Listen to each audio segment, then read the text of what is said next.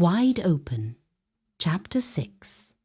The Blueprint Takes Shape. A few days later, one morning, Mark stood at the kitchen counter. He layered handfuls of lettuce, kale, and herbs into the blender.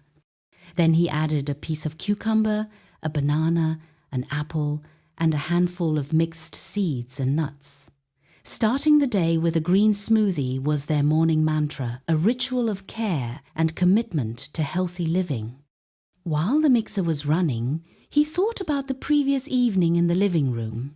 He could see it again in his mind's eye. Maia and Dorian sitting closely entwined on the carpet under the soft light of the lamp, breathing together through their heart centers.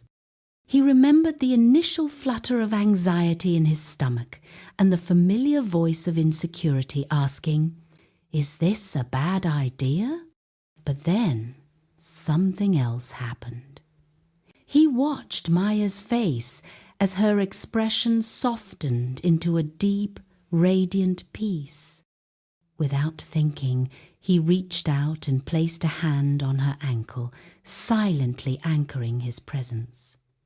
The joy she felt seemed to flow through his touch, a soothing current that calmed the turbulence in his stomach. It didn't feel like something was being taken from him. Instead, there was a deep sense of balance and inclusion in the beauty of the moment. He had to admit, it was truly wonderful. The blender fell silent. He poured the thick green smoothie into 2 glasses. Just in time, Maia padded into the kitchen, wrapped in her robe. She met his eyes, a silent question hanging between them. He handed her one of the glasses. "Thank you," she said, still sleepy and emotional from the night before. She took a quick sip. "It's good." The atmosphere was fragile, like the first thin ice on a pond, yet astonishingly clear. There were no hidden agendas below the surface, only their shared intention to build something meaningful together. Mark set his glass down with a soft clink. "You know, I really felt okay last night. More than okay, in fact. But I also know that the jealous version of me is still in there. Shall we make a list of the skills we need to improve?" Maia nodded, relief washing over her. "Yes, please. This is unfamiliar ground, so let's create a blueprint to guide us through the building process." They sat cross-legged on the living room rug. Before opening her notebook to a fresh page, Maia flipped back a few leaves. She pushed the notebook towards Mark. "I wrote down some thoughts the other night," she said. Mark read the notes about the networks of love in silence. When he looked up, he was captivated by the beauty of this new framework for relationships. He slid the notebook back to the center between them. Maia turned the page and ran a finger along the white space. "I've been trying to figure out what makes something like this work well, but I don't have the answers yet. What skills do we need to make sure this?" She gestured to the spot where Dorian had hugged her and then to herself. "Makes us stronger and makes us grow and not go in the wrong direction." Mark picked up the pen. He thought about the odd feelings in his stomach, followed by a sense of soothing, uplifting calm. "Okay, the most important skill would probably be," he said, writing as he spoke, "honest, loving communication. Above all, we should address issues before they can become a bigger problem. For example, 'Hey, what you said or did made me feel queasy,' instead of staying quiet and feeling upset for 3 days. He looked at her for confirmation. "Yes," Maia said, leaning in, expressing the little hurts from the heart while they're still small. "So it starts with heart-centered breathing, which leads me to the second thing," Mark said, tapping the pen. emotional self-regulation. I can't just dump my emotional wobble on you like it's your job to fix it. I have to also work with it. Pause. Breathe. Ask myself what it's really about before I bring it to you. In that moment, Maia felt a wave of love for him. He was describing the inner work with a clarity that stunned her. "That's huge," she whispered. "And of course that goes both ways." After a pause, she continued. "The next big topic could be allowances and boundaries. This is our map. We need to know what's okay and what's not, and communicate this to each other. It protects our feelings, but also our space for growth and experience. We also need to find out together how much closeness, care, and time we are comfortable with each of us giving to others. This will help us to trust each other and feel safe as we grow together." Mark wrote that down. Staring at the page, he fell silent for a moment. He could see what came next. "And the big one," he said, "jealousy." Maia nodded. "I just read something about it. It said jealousy isn't just the problem of the one feeling it, it's the responsibility of everyone involved." Footnote: find out more about this in Love Beyond Jealousy. She watched the concept land with him. "It's a signal," she said. "A fear alarm is going off. Our job, mine, yours, and, if he's involved, Dorian's, is to acknowledge that feeling and work together to find safety and stability. We're a team against fears, insecurities, and pain, and we need to find ways of doing things without harming each other." Mark let out a long breath. The idea was revolutionary. It transformed jealousy from a shameful failing into a shared puzzle to solve. It meant he wouldn't be left alone with the monster in his stomach. He wrote it down, underlining it. Working with jealousy, a team sport. As he looked at the growing list, Mark realized that it was starting to become their practical, personal toolkit. The relationship network was no longer an intimidating, abstract ideal. It was something they could build together. Essential skills to learn and improve. The following skills are needed to make a network of love work safely and sustainably. Skill 1. Honest, loving communication.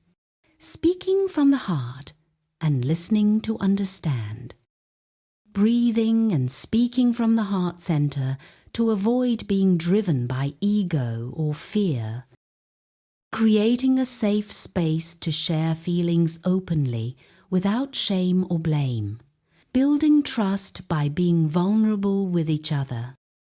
Cultivating authentic curiosity with open questions to explore someone else's perspective rather than assuming how they feel or why they act the way they do. Addressing small concerns and hurts early before they grow into larger issues, using "I feel" statements to express personal experience. Listening with the intent to understand, not to argue or prove yourself right. Clearly and kindly communicating your needs, limits, and capacities. I need, I can, I cannot, as a positive act of clarity and self-care. Building a foundation of goodwill by expressing care and appreciation, not just concerns. Knowing how to apologize and forgive in order to resolve issues after a disagreement, thereby restoring safety and connection.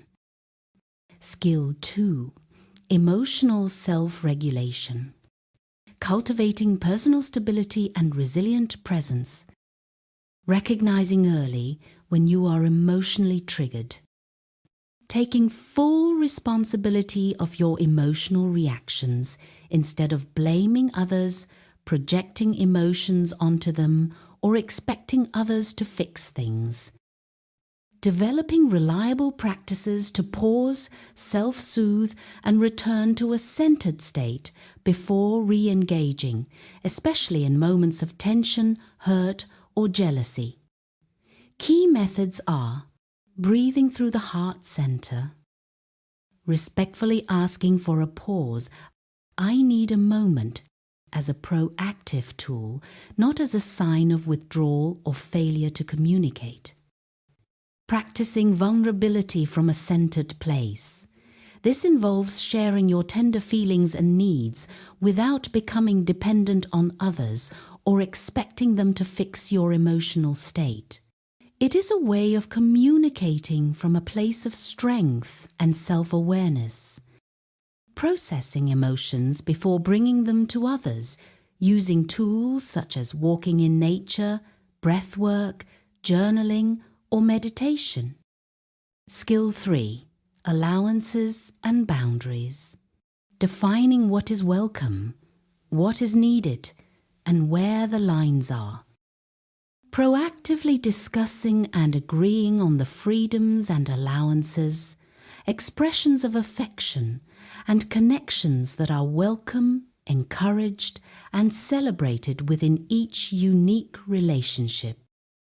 Clearly identifying and communicating personal comfort levels, boundaries, needs, and non-negotiables, I need, I cannot, regarding intimacy, time, and communication to ensure mutual respect and safety. Translating boundaries into positive agreements, moving beyond don'ts to reframe agreements as positive, shared intentions. An example from don't let another partner become too important, to we agree to communicate proactively if a new relationship becomes serious, so we can discuss how our commitments, time, and emotional landscapes might adapt. Documenting agreements in an explicit and clear way to prevent assumptions. This can often be done verbally and at other times in writing, particularly for complex arrangements.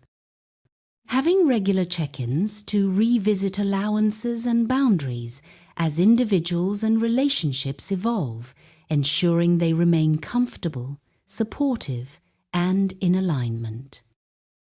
Approaching necessary changes as natural evolutions rather than breaches. This involves using the communication skills learnt in Skill 1 to update agreements, ensuring that everyone feels safe and respected. Skill 4. Working with jealousy as a team. Using challenging emotions to build deeper trust and strengthen safety. Viewing jealousy not as a shameful failing or a threat, but as a valuable shared emotional signal indicating an unmet need or fear, or a boundary that requires attention. Developing the ability to view triggering situations as neutral events that activate internal insecurities rather than as personal affronts or failures. Distinguishing the feeling of jealousy, fear of losing something you have, from envy, wanting something someone else has, in order to identify the root cause and possible solutions. Using jealousy as an opportunity for growth, reassurance, and deeper connection. Approaching the feeling as a team sport. The goal is not to blame, but for all involved to collaboratively understand and address the root cause or underlying needs, strengthening the network's security. Cultivating the emotional skill of feeling authentic joy for a partner's happiness in their other relationships. Compersion, as a way to soothe feelings of jealousy.